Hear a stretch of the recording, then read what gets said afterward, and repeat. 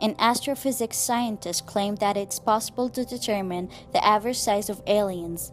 This claim is actually based on the basis of statistics, and as a result, he found that there are really giant creatures living outside our planet, which answers one of many unanswered questions: how big the aliens are. Are they bigger than us?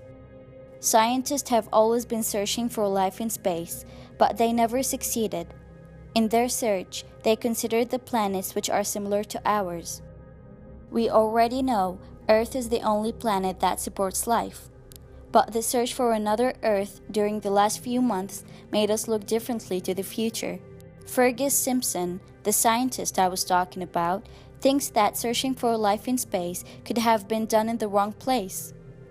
As he concludes, it shouldn't really be on planets which are similar to Earth, but on smaller celestial bodies.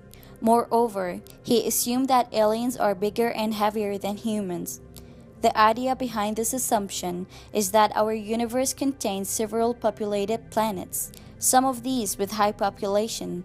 Statistically speaking, we can consider the majority of the intelligent individuals, whether they are humans or aliens, are distributed on a small number of habitable planets. And if we took a closer look to the human existence, we'd find that humans are actually living on one of these planets.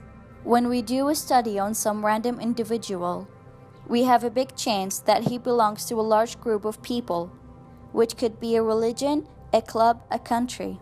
For example, if we chose anyone in the world, there is a 50% possibility that he could be from one of the 7 highest densely populated countries. This sounds logical, since more than half of the world's population lives in these countries, even though there are other 200 countries.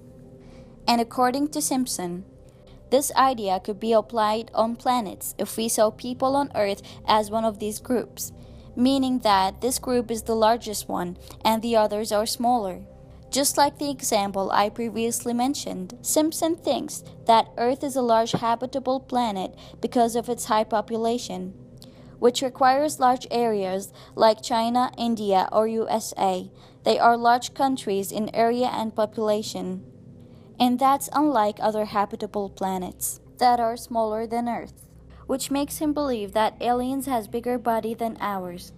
This can be explained according to a statistical fact that says, the less the population of some creatures was, the larger they were. It's why we see few blue whales and large number of ants.